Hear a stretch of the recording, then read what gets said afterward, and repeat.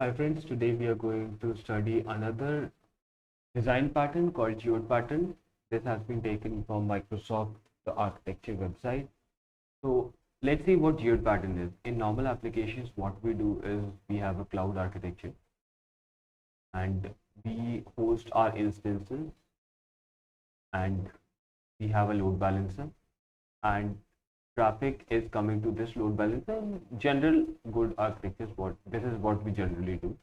And this load balancer is handling the traffic, and this application is hosted in a single in a cloud region. For example, let's say this is hosted in Mumbai,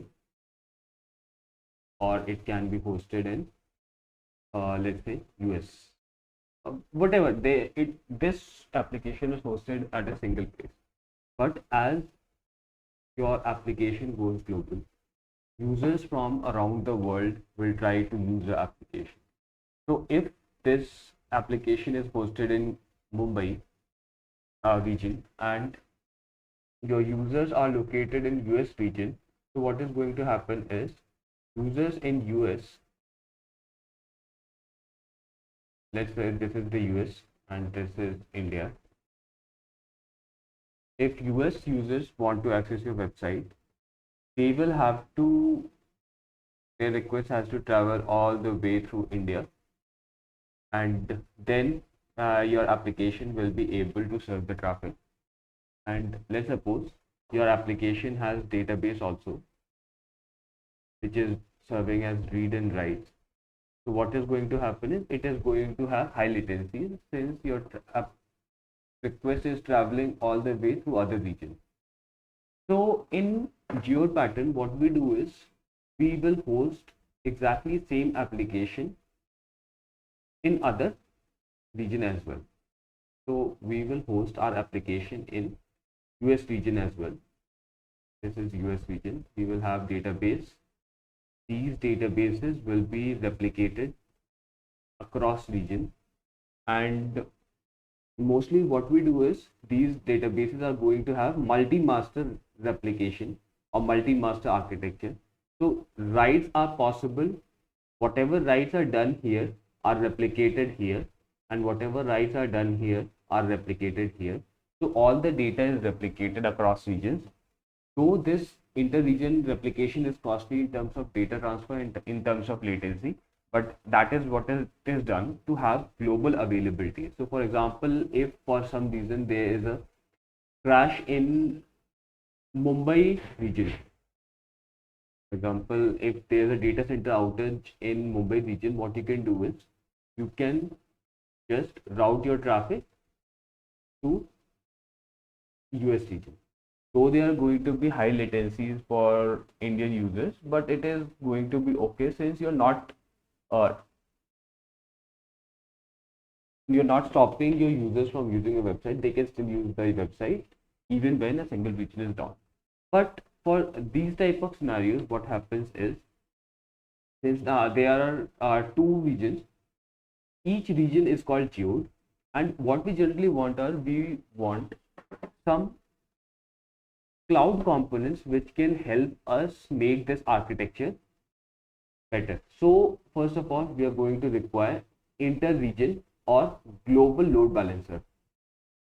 Global load balancer. So what this global load balancer does is, since we have seen in general load balancers, the load balancer is present in a single region, right? Like in this case. But a global load balancer provides a load balancer which is spanning across multiple regions. So what you will do is your application is going to be like, let's suppose these are multiple regions.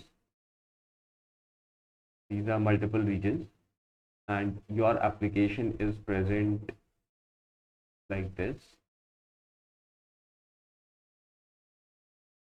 Your databases are present.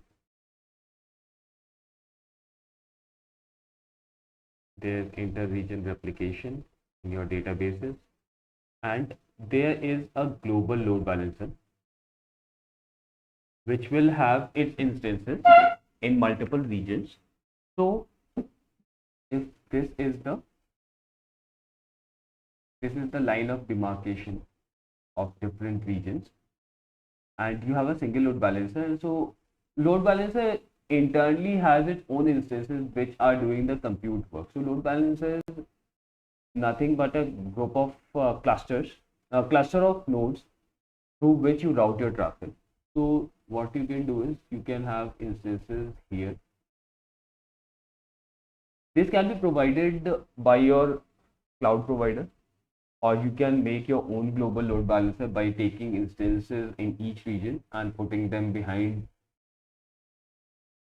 a logic, so that if, for example, users in this region are trying to access your website, they will be routed to their nearest region. This is going to be the traffic. And if, for example, users in this region are trying to access your website, they will be routed like this.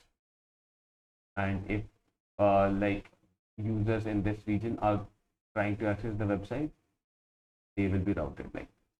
And if for some reason, let's say this region goes down,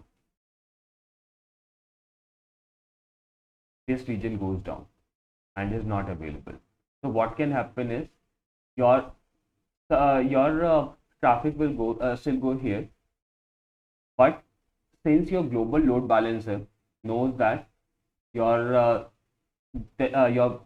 particular region is down, what it can do is it can route the traffic to another available region, so that your traffic is not impacted, though there may be performance issues, but you are still serving the traffic. So you have ultra high availability, which is spanning across the regions. Now this type of architecture is only useful when you want global availability, when you don't want your traffic to be impacted by a particular region going down, and it is a costly architecture. It can become a costly architecture.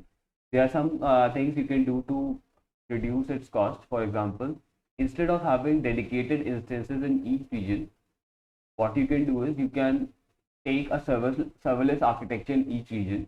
So for example, if behind global load balancer, what you can do is you can serve this traffic by Azure Functions or AWS Lambda, so that these servers are not always running.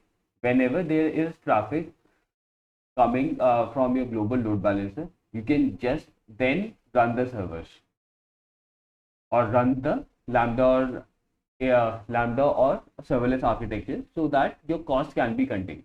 So these can be Lambda. You can use Lambda or Azure Functions.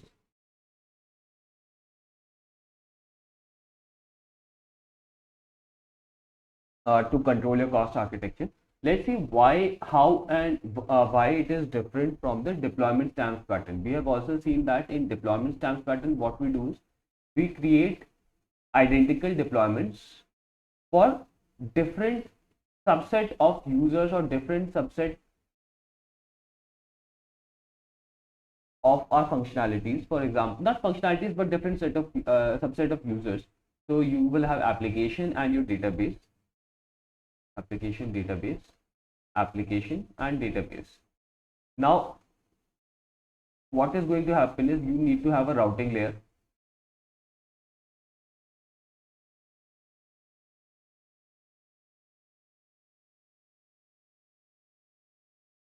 and in deployment stamps pattern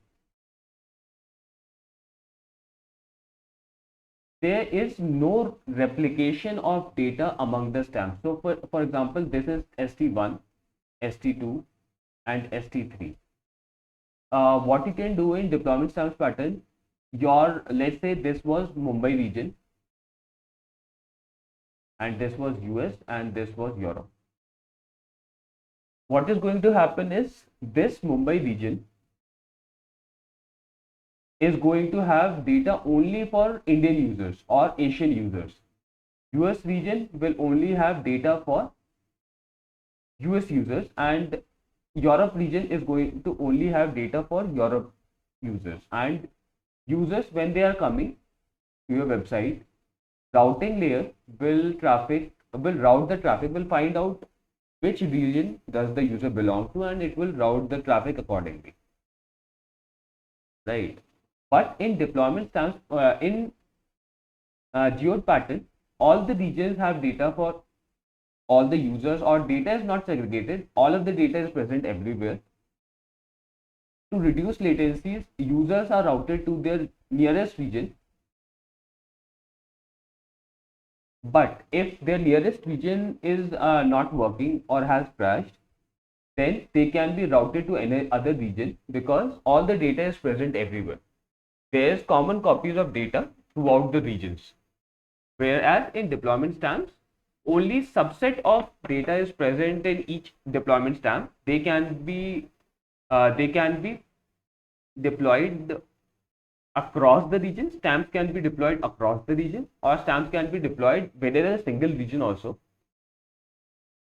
just to segregate your different priority of users, or to segregate different subscription of users. For example, if a particular user has a premium subscription and he wants to host his data in a single stamp or segregated from any other user, he does not want to host its data with any other user, then you can create a separate stamp for it. Whereas geode pattern is helpful when you want global availability for your application. So that's all for the geode pattern. This is a very good design pattern when you have a global website or global application which has users from all over the world, and it will definitely improve your availability. I hope you enjoyed the videos. Please let me know your views in comments. Please like, subscribe the channel. Thank you and have a nice day.